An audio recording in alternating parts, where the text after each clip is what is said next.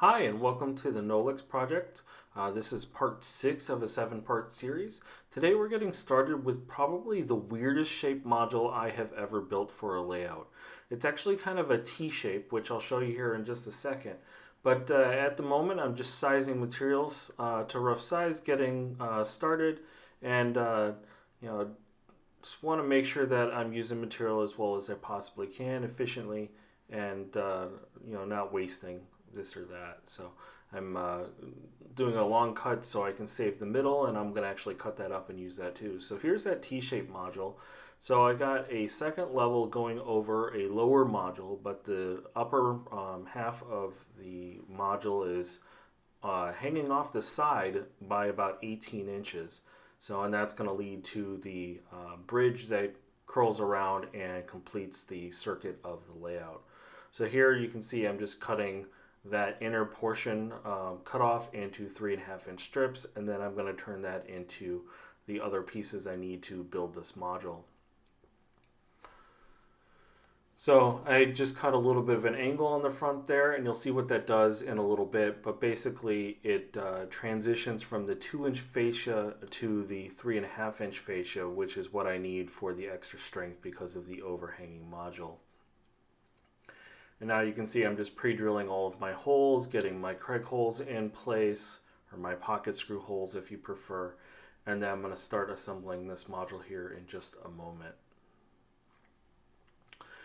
So this project is just seemingly taking forever, but I assure you it is actually finally done now. It looks great. The owner is ecstatic, and I can't wait to show you guys the walkthrough video at the end of part 7 coming up in about 2 weeks from when you see this one. So you can see in the background here, I've bouncing around a little bit. I'm slowly completing my shop, so you'll see there's doors being added and that sort of thing. But here we go. I'm going to start assembling.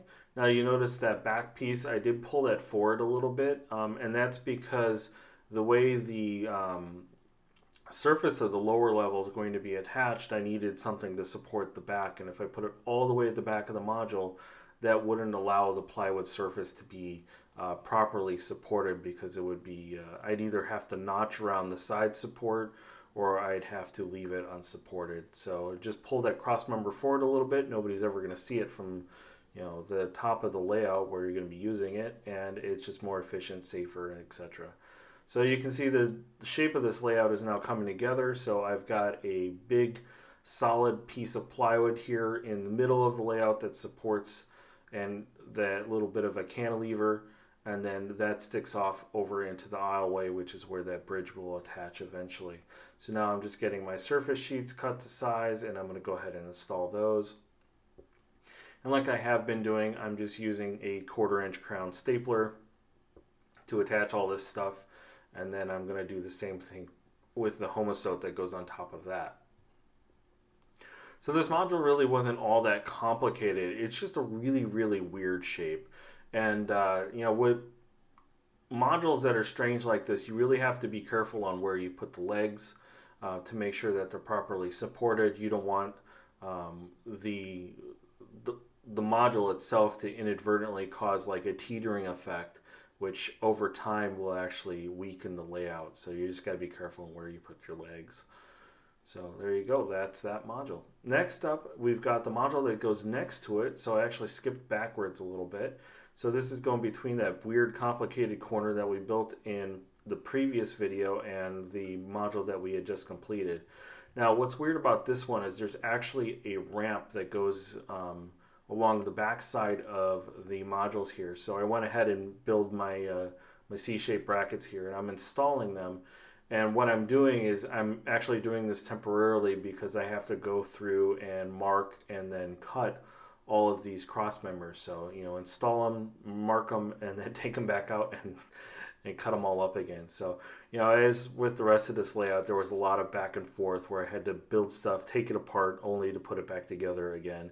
And that's just the nature of this type of project and how it is assembled. But it works pretty well, and what more can you do? You want it to, you want a nice product, you got to go through the little bit of effort to make things work properly. So now I'm going to start with final assembly here. I'm just going to reinstall those C brackets, and then I'm actually going to start installing all of the surface material. So that back ramp is actually 6.5 inches wide, which is wide enough for 2 HO tracks. And then the top surface here, the fascia piece is actually only 2 inches instead of the normal 3.5 for me. And what that does is that gives you a little bit of extra visual clearance on the layout without actually having to make the vertical space between the lower and the upper levels any larger than it already is. So I went ahead and cut those surfaces. I'm going to go ahead and install those. Again, I'm just using the staple gun. Again, this layout was kind of weird in that the client wanted me to use 1/4 inch surfaces. And I was only okay with doing that because the homosote that was actually going over it actually gives it the rigidity that it really does need to properly support the track and the trains and everything else that's going to go on top of the layout. So, this layout was pretty straightforward, not too bad. Doing a little bit of quick trimming with the cordless palm router. It's a nice little time saver. And then here I'm going to go ahead and start cutting the backdrop. And again, the backdrops on all of these modules for the entire layout is actually structural. So having that 1/4 inch the 1/4 inch thick backdrop and having it firmly stapled to the backside of the lower modules there actually is really important. And then here again, I'm cutting homosote to size to go ahead and install that. And the homosote, it looks good. It makes it really nice to put track down, but oh my God, does this stuff make a mess. So I really do not recommend it for building model railroads with, just because it's not consistent in thickness. But this gentleman really likes this stuff, so what can I say? Okay, we're going to get started with the last module of the day here. So we're rounding the bend. We've skipped the bridge. And then we're going to go ahead and assemble this module as well. And this module is a lot like the other ones. The only difference is this one is freestanding. It's not against a wall. So the back is built a little differently. I've actually notched the back half of these brackets here. And what this does is this actually turns the whole thing into a torsion box. And what that does is that makes it just infinitely more rigid. The backside of this module is ultimately going to get sheeted in 1/4 inch plywood, just like the front is. So it really is a quite rigid product, and it's going to be much stronger. But the reason why I wanted to show you this one in particular is because the way I'm attaching the top surface, which I'll be doing here in a moment. So you'll notice the left-hand side here is actually taller than the rest of the layout. And that's actually where the grade starts. And then on the far end, that's actually where the grade ends. So it's actually the top surface here is going to be on an angle. So I did go ahead and switch out, and that top surface is actually going to be 1/2 inch plywood, unlike the lower one, which is the 1/4 inch plywood. And then I'm going to go ahead and put some supports in there, and so you see how that just kind of lays down on an angle. For trains, that wouldn't be great. So we're going to flip it upside down. We're actually going to use the table surface itself as my straight edge, and I'm going to go ahead and use that to put in all of my vertical riser supports. Now ultimately this surface is going to get cut back probably.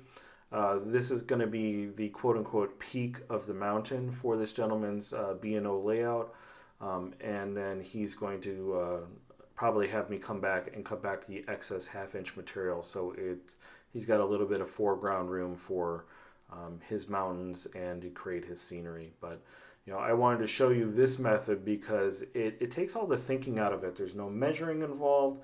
You just flip it all upside down on a flat surface, and voila, you've got the perfect graded ramp. So with that said, that's the end of this episode today. Stay tuned. In the next week or two, we'll have the final episode of this series, including the walkthrough tour of this layout fully assembled, and I can't wait to show you that, so stick around. So don't forget to like and subscribe, leave some comments down below, and we'll see you on the next one. Thanks for watching.